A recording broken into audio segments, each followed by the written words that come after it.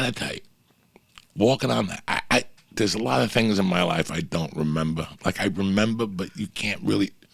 I remember the day, but I don't remember the feeling.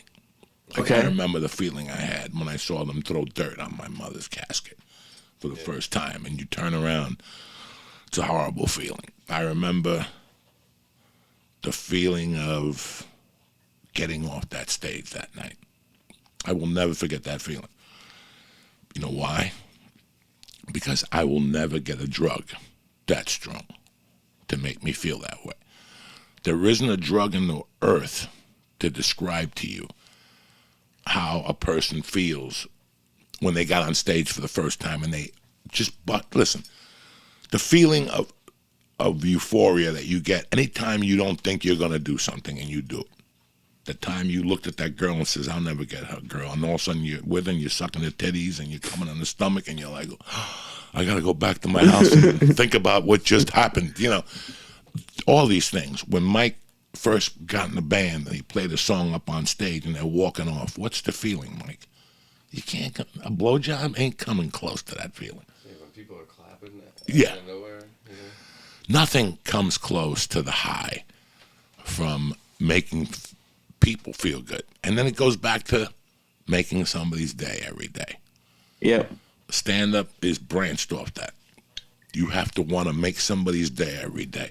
You're not going to fucking kill that audience. When you do a show, whether it's 1,000 people or 40 people, there's one person in that audience you're going to really get to. And as you expand the numbers, it's more. When Guns N' Roses does a 20,000-seat arena, they're entertaining 20,000 people, but they're getting to a percentage of that.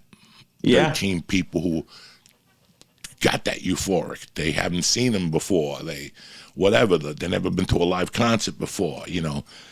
Anything live will always rock your fucking world. Baseball games, a play. Yeah. You know, anything live.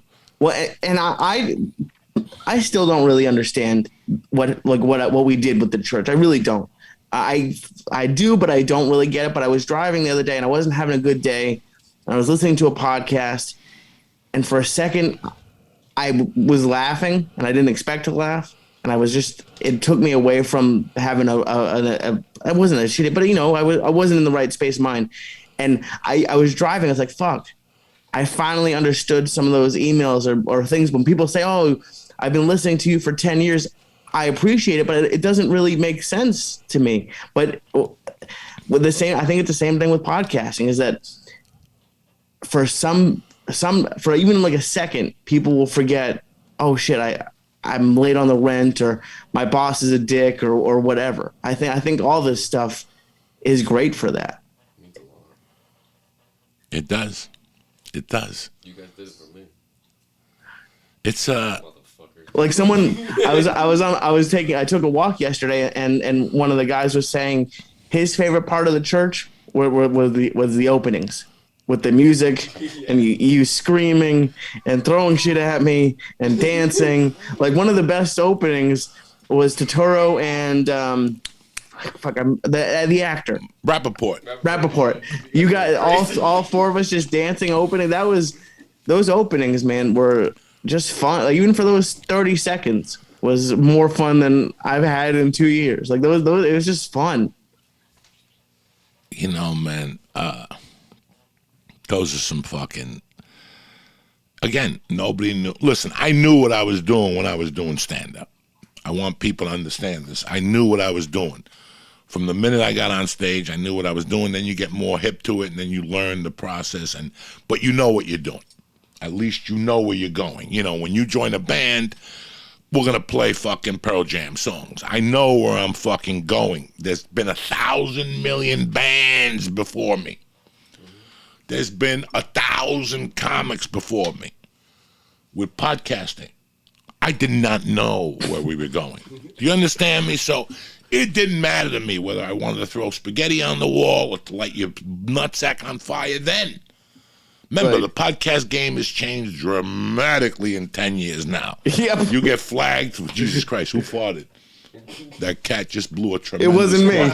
Can't blame me. So now it's a different game with the podcast. Now people have a beginning, a middle, and ending. You can't put music in them. Bop, bop, bop, bop, bop, bop. You can't. And you're sitting here going, okay, you can't. If you take an album and put it on in the background and fucking show that, you get flagged by copyright. If you say the wrong thing, you come up in your fucking videos. No under 18 can watch. It's a different fucking world today. So, again, but we could still push the envelope from time to time. You could still push it. I mean, who gives? Listen, I just found a clip a couple of days ago. Somebody made like a little clip, and I was saying some wild shit. I'm like, wow. That hasn't gotten flagged, and that hasn't gotten me canceled yet or anything. That's an old, but nobody knew what we were doing. Yeah. And who gave a fuck? We made and broke the rules while we were doing it. Yep. And we set the bar where we wanted to, people doing mushrooms, going to do a set, people passing out, people's changing lives. My neighbor, this nice lady, she sells real estate in town. Her and her husband are a real estate team. They're sweethearts. They don't curse. They got 2 kids. And one of their daughter plays with my daughter. So we saw them the other night, and she kept talking to her husband about something, and she goes, you know what? My brother used to work for somebody in the entity. He's like a producer. And she goes, when I told him I was going to go see you, he said that you were the dude that fucking killed Owen Benjamin. What does that mean? And I had to tell this nice fucking lady about an edible. And when I called him, he had to be up by the fucking cheesecake factory up on Sepulveda. That's where he was that night, for people who want to know. And Leo, you made it all the way there?